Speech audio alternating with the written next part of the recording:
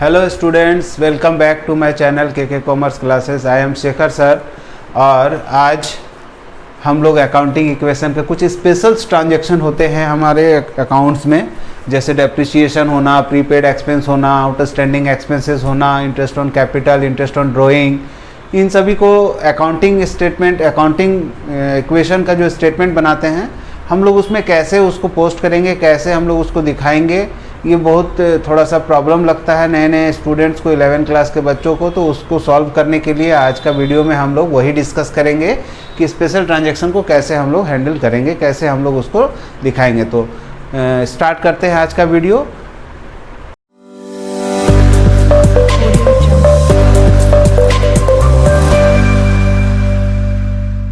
जो क्वेश्चन है हम बोर्ड में पहले से लिख के रखे हैं समय बचाने के लिए, नहीं तो टाइम वेस्ट हो जाता है। तो क्वेश्चन जो है, फर्स्ट क्वेश्चन जो है आपका, वो business started with cash, machine, goods, तीन चीज़ों से आप लोगों ये बिजनेस को स्टार्ट कर रहे हैं। तो बिजनेस स्टार्ट करने के समय आपको जो एसेट आ रहा है वो कैश है, आपका मशीन है, और गुड्स मतलब स्टॉक बोलेंगे हम लोग, और स्टॉक है। तो तीनों का जो फिगर है वो 1 लाख है, मशीन का आपका 50,000 है और स्टॉक का 80,000 है। एसेट बड़ा है तो दूसरा ट्रांजैक्शन का दूसरा एस्पेक्ट को देखना पड़ेगा। एसेट फर्म का बढ़ रहा है तो लायबिलिटी भी बड़ा है। तो लायबिलिटी क्या है? कैपिटल। फर्म का जो पैसा होता है, मालिक का जो पैसा इन्वेस्ट होता है, वो किस फॉर्मेट में रहता है? कैपिटल के फॉर्मेट में। तो ये जोड़ के आपका हो जाता है 8 5 13 और 10, 2,30,000 आपका कैपिटल होता है। फर्स्ट ट्रांजैक्शन कंप्लीट है। आप इसका न्यू इक्वेशन जरूर बना ले। न्यू इक्वेशन यहाँ अंडरलाइन करना होगा। और नया इक्वेशन में आपका कैश कितना होगा? 1 लाख रुपया प्लस 50,000 रुपया प्लस 80,000 रुपया, और आपका 2,30,000 का लायबिलिटी भी है। ओके, हो गया। यहाँ पर इक्वल टू लगा दे रहे हैं, ठीक है।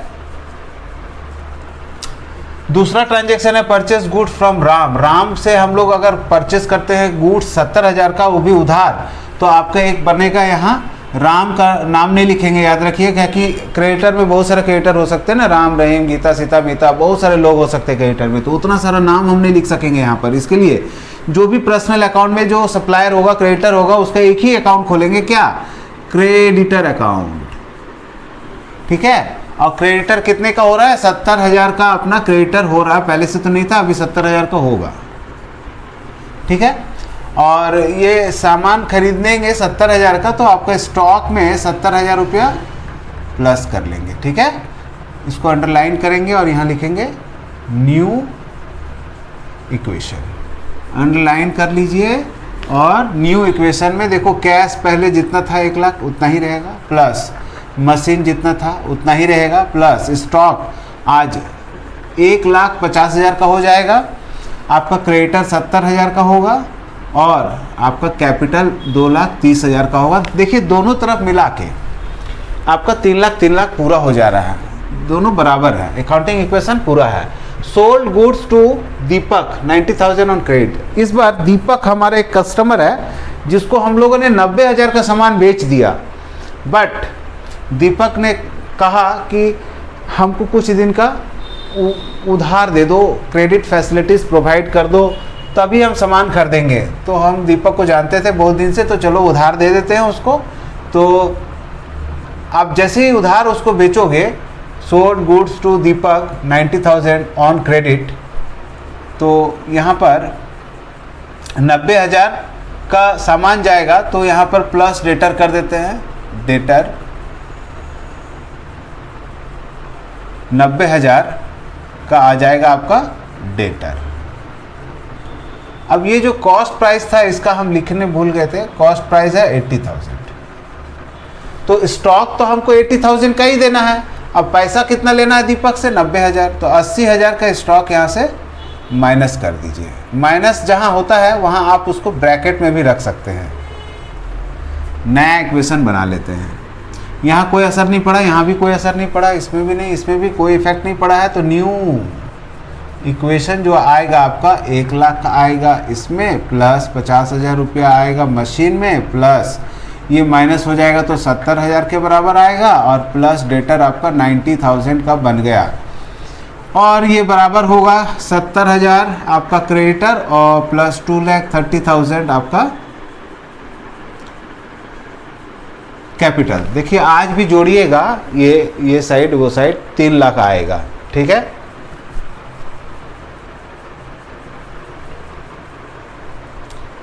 तीन लाख नहीं आएगा, इसलिए नहीं आएगा क्योंकि हमने यहाँ पर एक चीज़ मिस्टेक किया है। जब आप 90,000 का कस्टमर से पैसा ले रहे हैं और 80,000 का दे रहे हैं तो प्रॉफिट भी तो हो रहा है। ये प्रॉफिट कौन डिजर्व करता है? 1,000 रुपया प्रॉफिट यहाँ ऐड हो जाएगा, तो यहाँ आ जाएगा 10,000 प्रॉफिट होगा, तो आपका हो जाएगा 3,10,000। आप इसको जोड़िए, 3,10,000 रुपया अब हो रहा है, ठीक है।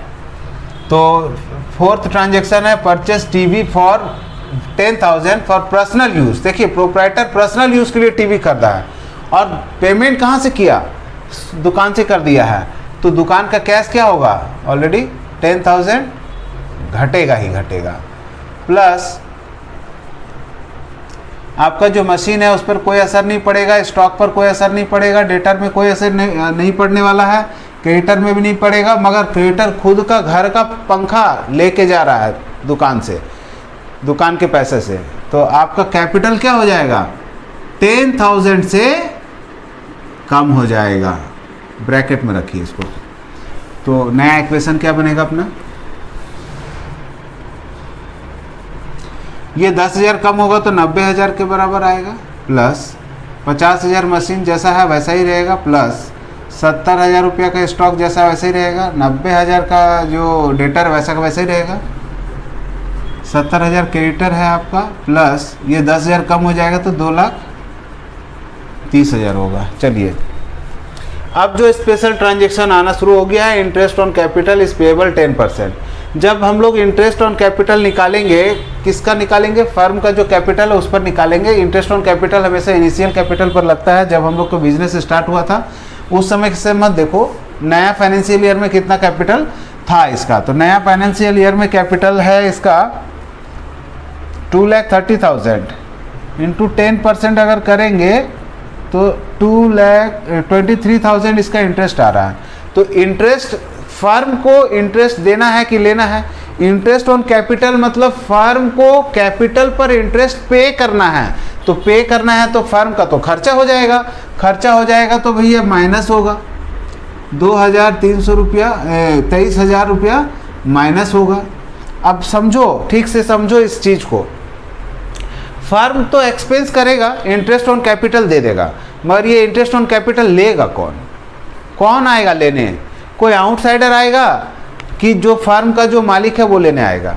तो वो तो फर्म का मालिक ही लेगा, क्योंकि कैपिटल कौन लगाया? मालिक लगा, मगर खुद वो आके लेके नहीं जाता है। हम लोग उसका इंटरेस्ट को उसका कैपिटल पर अपडेट कर देते हैं। मतलब एक बार माइनस हुआ, एक बार प्लस कर देंगे, क्योंकि इंटरेस्ट भी किसको मिलेगा? मालिक को ही मिलेगा।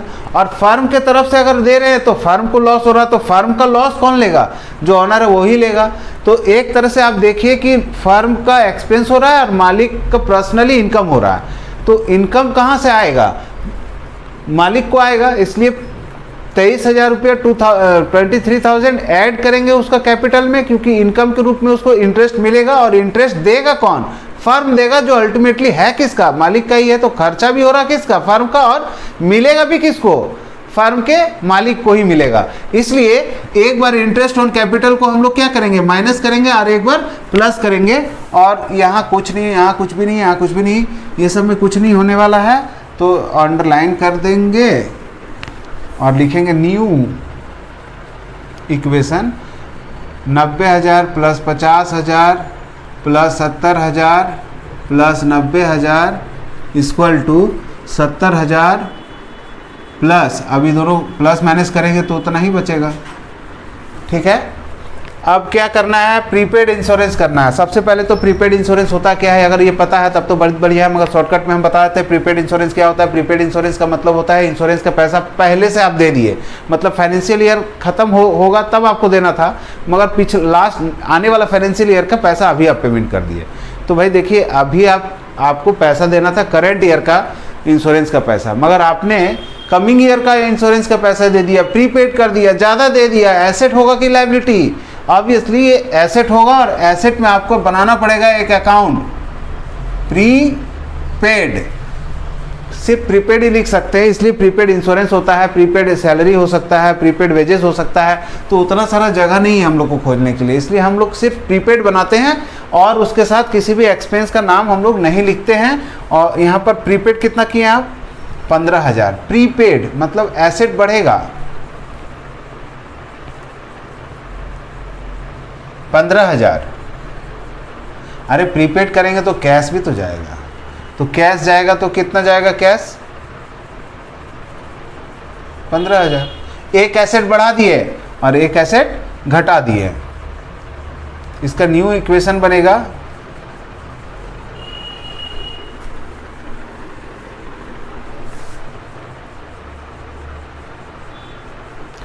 कैश आपका जाने के बाद बचेगा, मतलब ये माइनस अगर होता है तो 80, 75 और ये माइनस होगा तो 50,000 प्लस 70,000 प्लस 90,000 प्लस अब एक नया एसेट आपके साथ जुड़ गया, और ये तो आज भी 70,000 पा ही रहा है, प्लस यहाँ कोई फ़र्क नहीं पड़ेगा फ़िलहाल, क्योंकि कोई प्रॉफिट और लॉस का बात अभी हुआ नहीं है। तो next transaction outstanding salary. Salary अभी आउटस्टैंडिंग है, इसका मतलब क्या होता है कि सैलरी हमको देना बाकी है, सिर्फ सैलरी देना बाकी है, बट जो सैलरी लेने वाले लोग हैं काम कर चुके 1 महीना या 10 दिन, जो जितना दिन कभी वो सैलरी होगा, वो सर्विस मिल चुका है, हमको पैसा नहीं दिए हम। आज नहीं तो कल हमको पैसा देना है, और ये एक तरह का आपका एक्सपेंस हो चुका है, एक्सपेंस होना ही है। आप सर्विस ले चुके हैं तो पैसा देने से मना नहीं कर सकते हैं। अभी नहीं दे रहे हैं तो इस महीना नहीं देंगे, अगला महीना देंगे, अगला महीना नहीं देंगे तो उसका अगला महीना देंगे, आपको पैसा देना पड़ेगा। इसको आउटस्टैंडिंग सैलरी बोल रहे हैं। तो आपका ये आउटस्टैंडिंग एक लायबिलिटी है, आपको देना पड़ेगा पैसा। तो ये क्या है? आउटस्टैंडिंग बोल के एक लेजर बना देंगे ऊपर में। आउटस्टैंडिंग कितना आउटस्टैंडिंग है आपका? आउटस्टैंडिंग है 5,000। आपका आउटस्टैंडिंग सैलरी कितना है? 5,000। और ऐसा अगर बाकी है सैलरी देना, तो आपका एक तरह से क्या हो रहा है? एक्सपेंस देना बाकी है। आपका खर्चा क्या है?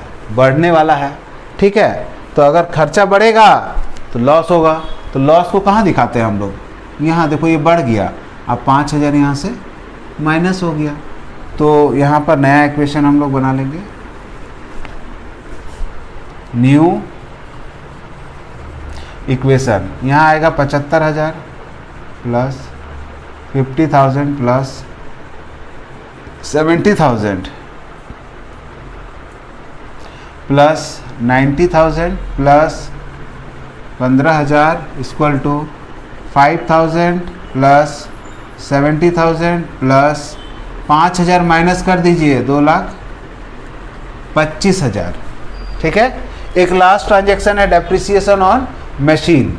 आपका जो मशीन है वो कितने का है? देखिए कैरी फॉरवर्ड होके कितना है कितना आपके पास? 50,000 का मशीन है, उसमें 10% का डेप्रिसिएशन करेंगे तो मशीन में कोई असर नहीं पड़ेगा, मतलब कैश में कोई असर नहीं पड़ेगा, मगर मशीन में 5,000 का नुकसान होगा। डेप्रिसिएशन का मतलब जो फिक्स्ड एसेट है उसको यूज़ करने से जो लॉस होता है उसको डेप्रिसिएशन बोलते हैं। आपका स्टॉक में 70,000 ही होगा, प्लस 90,000 ही होगा, प्लस 15,000 प्रीपेड था।